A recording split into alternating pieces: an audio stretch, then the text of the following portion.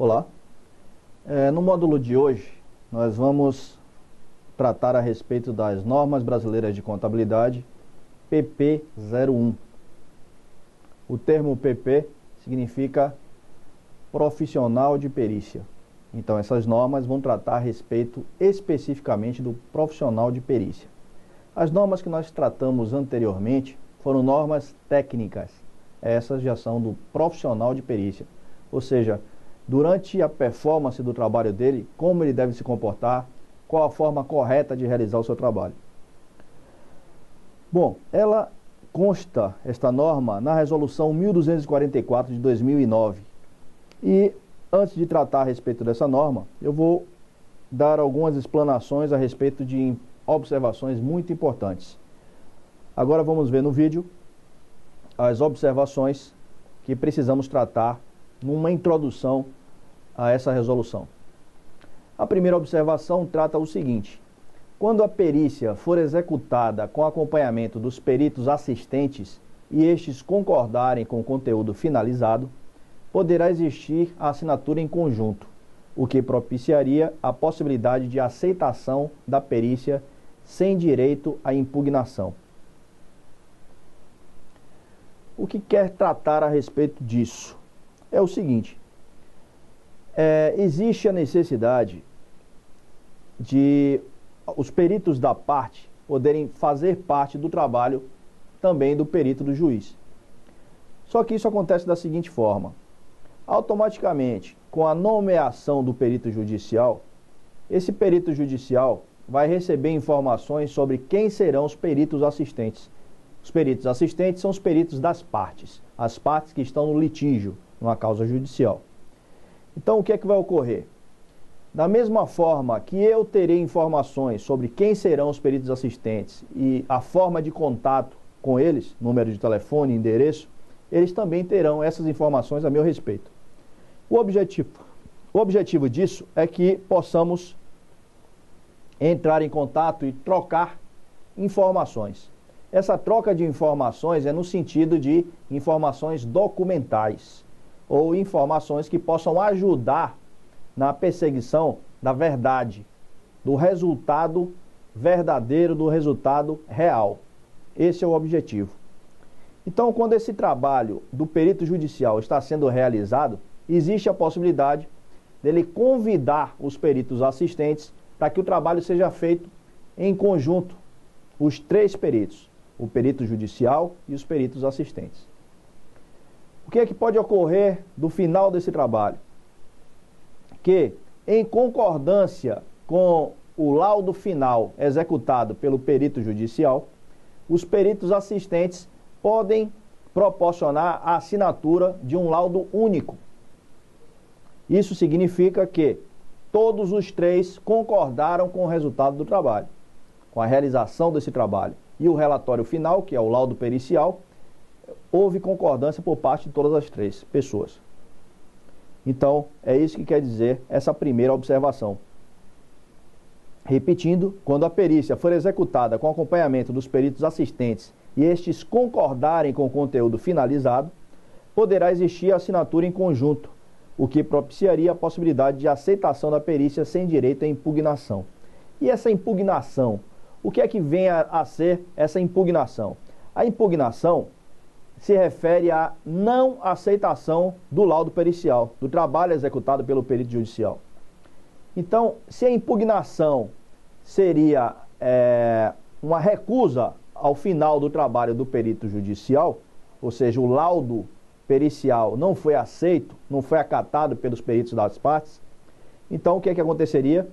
Haveria a necessidade de uma explicação em audiência a respeito do laudo ou uma solução através do juiz, uma substituição do perito ou uma outra situação que se julgue o que foi que aconteceu. Será que o perito teve questionamentos técnicos em que ele demonstrou um conhecimento frágil em relação ao assunto? Se isso aconteceu, o juiz tem a possibilidade de fazer a substituição do perito para que seja feito um novo trabalho.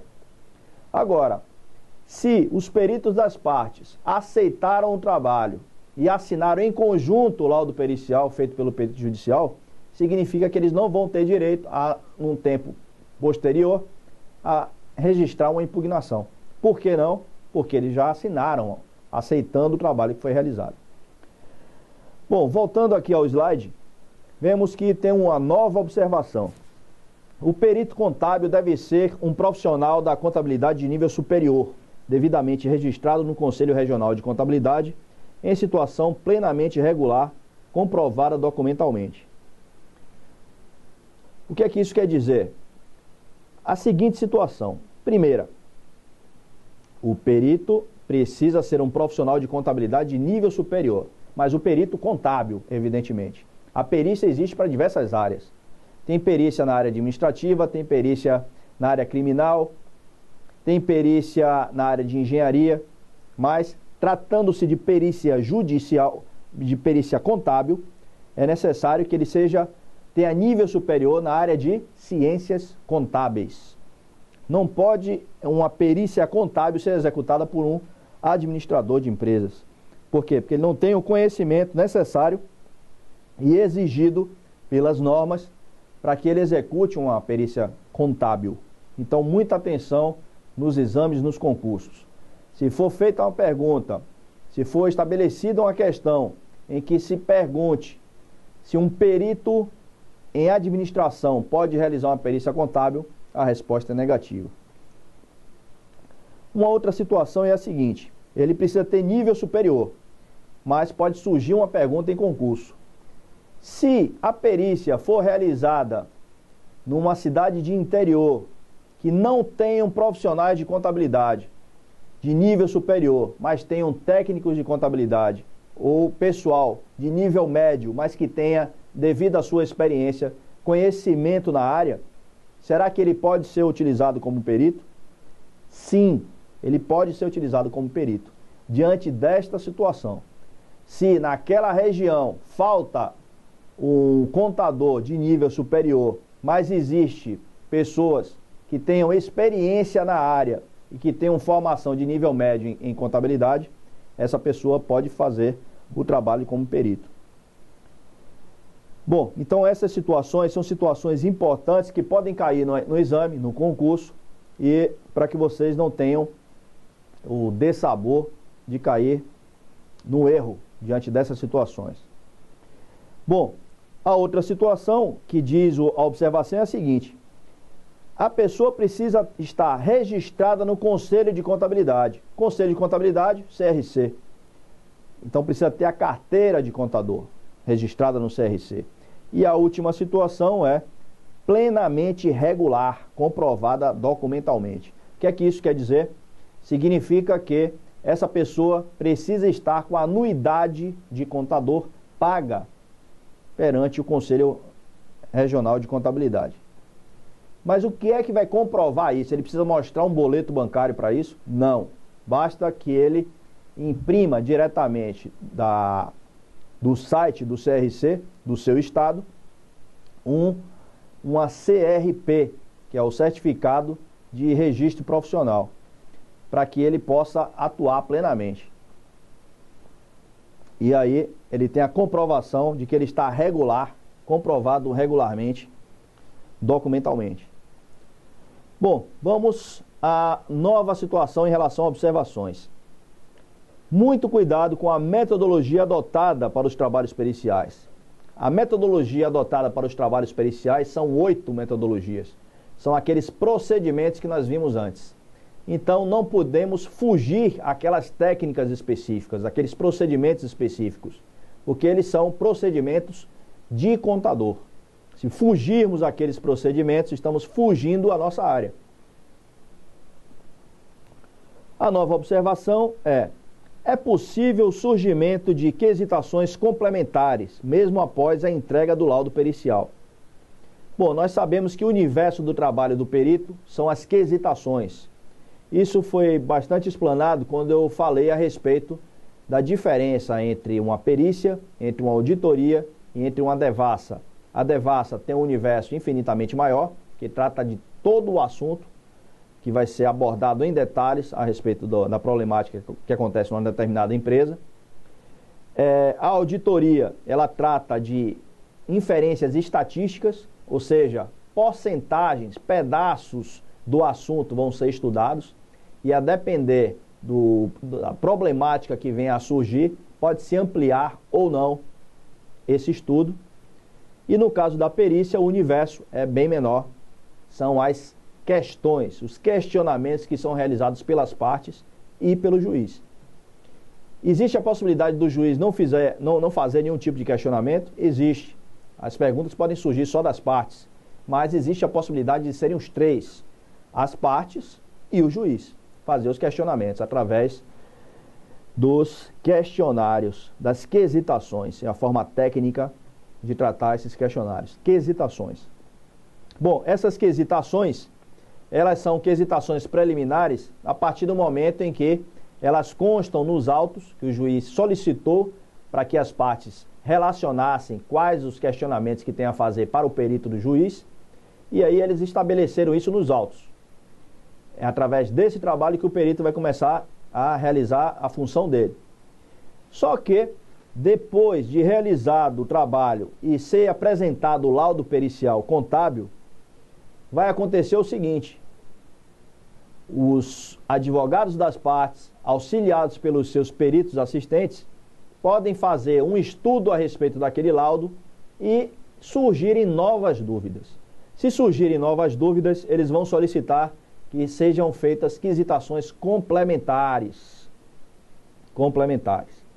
Veja só, se forem complementares, então existe a possibilidade de um lapso, um vacilo, eles terem esquecido de perguntar a respeito de alguma coisa, mas que seja uma resposta fácil de ser respondida, sem a necessidade de vasculhar novamente, examinar novamente documentos.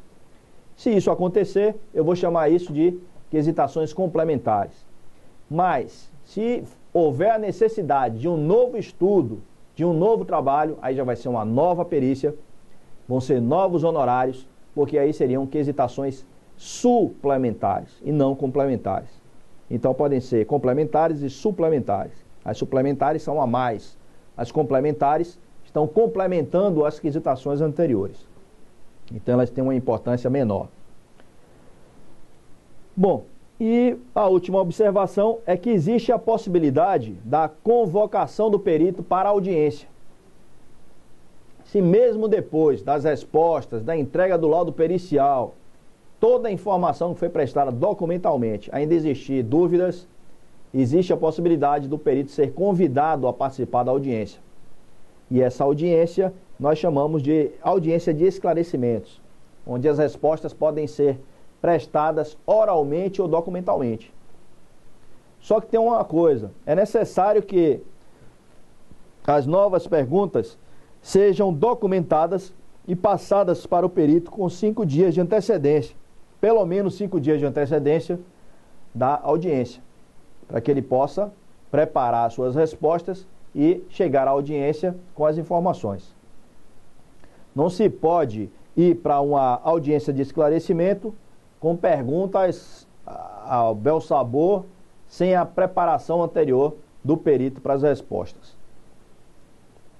Bom, passando as observações, vamos finalmente começar com a NBC PP 01. Como eu já disse a vocês, norma brasileira de contabilidade do profissional de perito 01, resolução 1244 de 2009.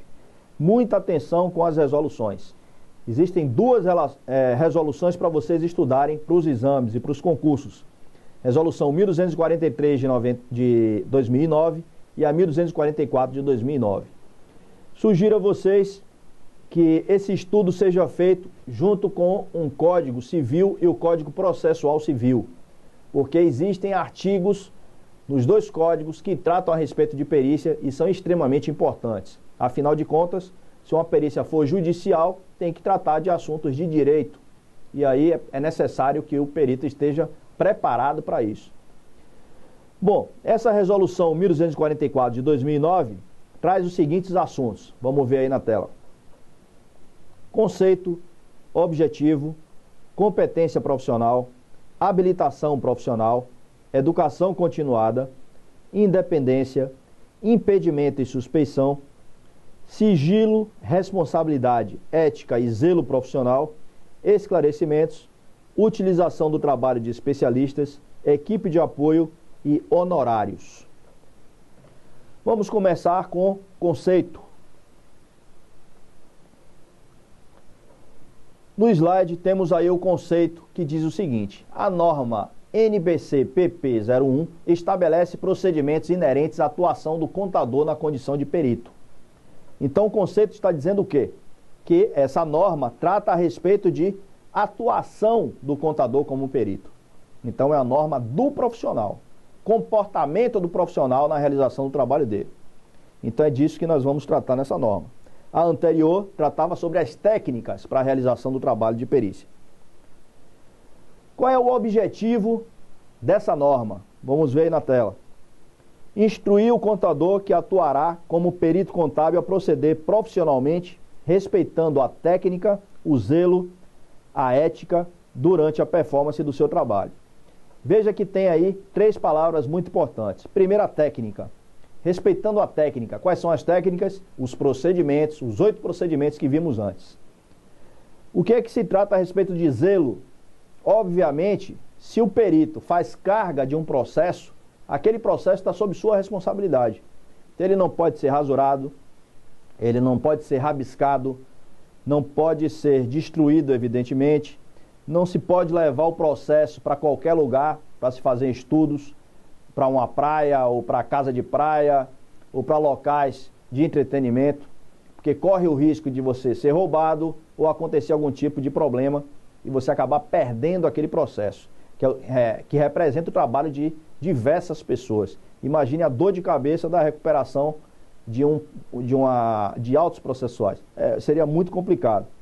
Então, devido a isso, o perito ele tem completa e absoluta responsabilidade em zelar pelo aquele processo que está em suas mãos, através da carga processual, que é quando ele obtém o processo diretamente na secretaria da vara onde ele foi buscar a perícia, onde ele vai realizar a perícia.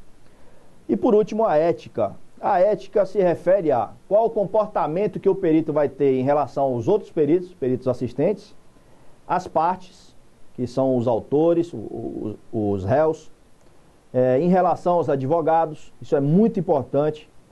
Essa relação perito e advogado é um pouco complicada. Então precisamos nos precaver diante dessas situações. Existem profissionais, e muitos deles são advogados que são preparados para colocar fogo na fogueira, piorar a situação. Então, às vezes, eles têm habilidade para tornar o profissional uma pessoa nervosa, intranquila, provocar o erro. Então, precisamos ter ética no comportamento nessa situação. Se forem usadas palavras ultrajantes, termos ultrajantes, desrespeitosos, mesmo documentalmente num processo, o perito tem o direito de solicitar do juiz que essas palavras sejam riscadas, retiradas dos autos processuais, porque seria um desrespeito à ética profissional. Muitos peritos não fazem isso porque não veem necessidade, atrasaria o processo. Mas é mais uma defesa que nós temos à disposição para protegermos a nossa profissão, assim como os outros profissionais protegem as deles. Bom, então a ética, primeiramente em relação aos advogados, a ética em relação às partes, autores e réu, e também a ética em relação ao trabalho que vai ser explicitado para a sociedade. Afinal de contas, se uma perícia for realizada na base de mentiras, o que é que vai ser apresentado para a sociedade? Uma falsidade ideológica. E isso seria um absurdo. Precisamos realizar um trabalho com toda a responsabilidade, sem que hajam dúvidas, para que as informações sejam comprovadas como verdadeiras através de documentos, através de provas. E esse é o objetivo do trabalho da perícia. Bom, então, no slide seguinte, vamos tratar a respeito da competência profissional. Competência profissional. Onde é que se quer chegar com o termo competência profissional? A competência profissional não é só aquela questão que tem o sinônimo de perfeição na realização do trabalho. Um trabalho ser realizado da forma correta. A competência profissional não quer dizer apenas isso. Vamos ver com maiores detalhes o que é que quer dizer essa competência profissional. Primeiramente, como vimos aí no slide, a competência trata da questão técnico-científica. A questão técnico-científica é você manter adequado nível de conhecimento da ciência contábil através das seguintes informações.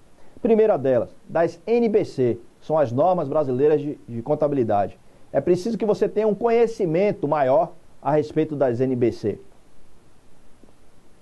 Depois, as técnicas, que são os procedimentos, que já falamos muitas vezes. A legislação relativa à profissão. A legislação específica da perícia em tela. Não se pode fazer uma perícia sem ter conhecimento sobre a legislação que trata sobre o assunto.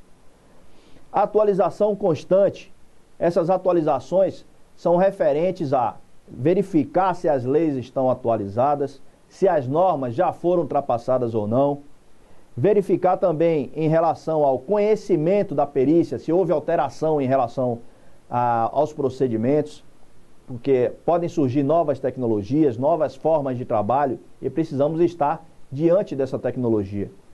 As alterações tecnológicas podem ser utilizadas pelos peritos, então, atualização constante, mas num sentido de 360 graus. Em todos os pontos, precisamos ver essa atualização tecnológica, de conhecimento, em relação à política, à administração, à economia, a direito e à contabilidade. Em todos os pontos são necessárias. Bom, capacidade para atuar na área. A capacidade para atuar na área é no sentido de ser uma pessoa que tenha uma mobilidade muito grande, ser uma pessoa dinâmica, ser uma pessoa responsável e ser uma pessoa que respeita prazos, ter muita responsabilidade em relação a prazos. Esse é um fator extremamente importante, porque a justiça já tem a fama de ser lenta. Se o trabalho do perito também não respeitar prazos, pioraria muito mais a questão da lentidão da justiça. E isso não podemos colaborar com esse lapso. O outro ponto importante é equidade. O que é que vem a ser equidade?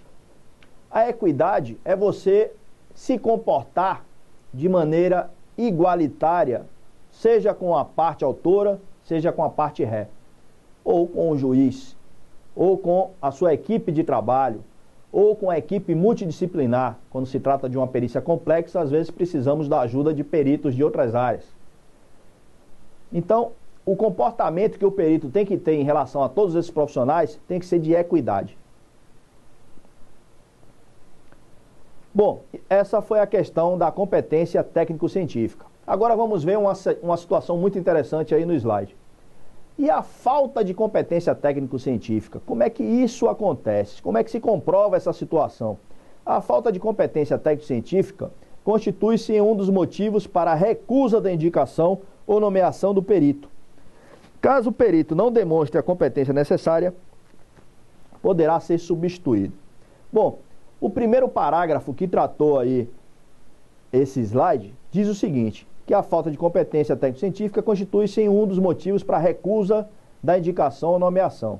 A recusa é quando o perito não se sente confortável para realizar o trabalho. Então ele acha que ele não tem competência suficiente para fazer o trabalho. Não tem conhecimento específico naquela área, pode ser uma área tributária, pode ser uma área financeira, ele não tem muito conhecimento naquela área. Não está confortável, ele vai se excusar. Excusar é pedir desculpas e comprovar de uma maneira adequada o porquê da não aceitação. Então, esse seria um caso de falta de competência técnico-científica para a realização do trabalho. O outro caso seria o seguinte: o perito aceitou realizar a perícia, só que no decorrer da performance dele, ficou extremamente claro para o juiz e para as partes que ele não tem conhecimento suficiente para a realização do trabalho. Então, o que é que vai acontecer? Através da solicitação das partes e concordância com o juiz, pode acontecer a substituição do perito judicial. Isso está comprovado no artigo 424 do Código Processual Civil. Está previsto aí. Bom, aí vem o tópico que trata a respeito de habilitação profissional. Habilitação profissional. Vamos ver do que se trata aí no slide. A habilitação profissional, ela está no artigo 145, parágrafo 2º do Código Processual Civil. A comprovação da habilitação profissional, antigamente utilizada, era a DHP, que é a Declaração de Habilitação Profissional. Só que a DHP deixou de existir. E agora o documento que comprova essa habilitação profissional é CRP, Certidão de Regularidade Profissional. Essa CRP, ela pode ser impressa diretamente no site dos Conselhos de Contabilidade. É ela que vai falar se o contador está em condições plenas da realização do trabalho, se ele está registrado no CRC e se ele está em dias com as responsabilidades que ele deve ter com o CRC. E essa certidão vai ser impressa e pode a numeração dela ser utilizada juntamente com a assinatura do perito na entrega dos laudos periciais. Bom, aí vem um outro ponto importante, que é a questão da nomeação, contratação ou escolha. Veja que são 3 termos: nomeação, contratação ou escolha. O que é que querem dizer esses termos? Esses termos dizem o seguinte: se uma perícia for judicial, então vai ocorrer uma nomeação. O que é nomeação? O perito está sendo convidado pelo juiz para a realização da perícia, que ele tem necessidade de auxílio. Então, a nomeação ocorre quando o perito é intimado por um juiz. Ele é intimado através de correspondência. Essa correspondência vai chegar à casa do perito que foi cadastrado na vara. Então, quando a correspondência chega à casa dele, é uma intimação. Essa intimação está informando que ele foi indicado pelo juiz para ser nomeado como perito da causa. O que é que vai acontecer agora? O perito vai se deslocar e, através de documento, vai entregar na secretaria da vara se concorda, que seria uma aceitação, ou se excusa. Ou seja, ele vai rejeitar e vai explicar o porquê da rejeição. Bom, isso é para um processo judicial. Mas se não for um processo judicial, ou melhor, pode até ser um processo judicial, mas se não for o perito do juiz, for o perito assistente, no caso do perito assistente, ou no caso de perícias extrajudiciais, aí não se chama nomeação, chama-se contratação ou indicação. Então, a contratação ou indicação é o termo que utilizamos quando o perito ele vai tratar de uma perícia extrajudicial ou vai ser o perito assistente de uma perícia judicial. Bom, existe um outro tipo de perícia que se chama perícia arbitral, que ela está sob a condição do conhecimento da lei de arbitragem. Se acontecer uma perícia desse nível, o perito que é convidado para realizar o trabalho, ele vai ser escolhido. Então, a escolha é no caso de uma perícia arbitral. O perito é escolhido. Se for extrajudicial ou judicial em relação à perícia perito assistente, aí seria uma contratação e indicação. Ou, em último caso, o perito judicial seria uma nomeação. Ok? Então, vamos adiante. E vamos conhecer a diferença entre aceitação e escusa. A aceitação, ela ocorre quando o perito é intimado pelo juiz para atuar numa perícia judicial e aceita o encargo. Ele aceitou o encargo. Isso é que se chama aceitação. No slide seguinte, vamos conhecer a escusa. No caso da escusa, ela ocorre quando o perito, através de justificativa válida, não pode ser apenas dizer não, não quero, não aceito. Ele vai ter que fazer uma justificativa válida para não aceitação. E informar que não poderá exercer o encargo que foi passado para ele. Isso é um caso de escusa. Bom, na situação aí do vamos por partes, o esquartejador aí está dizendo para a gente que tem a atuação do perito. A atuação do perito, que é uma outra situação que estudamos na norma, é independência. O que é que vem a ser a independência? Vamos ver aí no slide o que significa.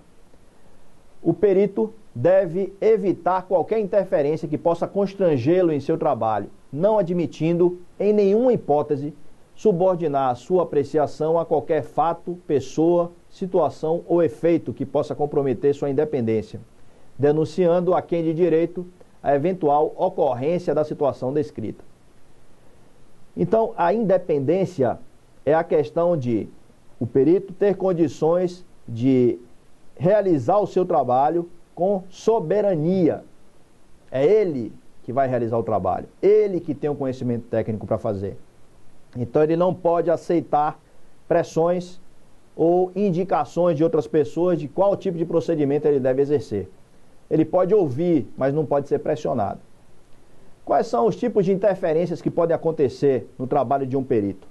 Primeiro caso, eu posso exemplificar aqui no caso de uma diligência. O perito vai realizar uma diligência numa empresa e ao chegar na portaria da empresa, ele é impedido de adentrar e buscar os documentos. Então, nesse caso, ele não pode simplesmente aceitar esse absurdo, retornar e desistir do trabalho. O comportamento dele deve ser, através de petição, solicitar ao juiz a ajuda policial para que no retorno ele não possa mais ser impedido. Afinal de contas, ele é um auxiliar do juiz, ele é um auxiliar do governo, ele é um auxiliar do poder judiciário. Então ele não pode ser impedido. Uma outra situação que pode acontecer são dificuldades. As partes negam a entrega de documentos, dificultam a entrega de documentos. Para isso existe uma técnica chamada arbitramento. Se ele perceber que os documentos foram avariados de propósito ou por má fé estão dificultando a entrega de documentos, os cálculos podem ser realizados através de uma técnica científica chamada arbitramento.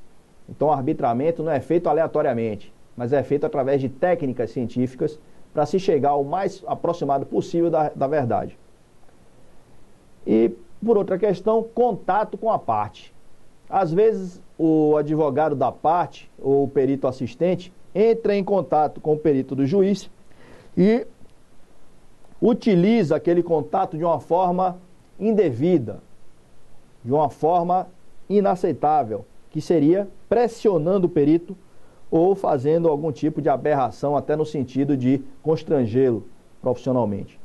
Então, essas situações devem ser abolidas. O perito deve ter pleno controle e independência. Bom, pessoal, para o dia de hoje, nós encerramos por aqui. Mas, no próximo módulo, nós veremos a respeito de impedimento e suspeição e os demais pontos a respeito da normatização brasileira de contabilidade no que tange em relação ao profissional de perícia. Então, até a próxima oportunidade. Muito obrigado.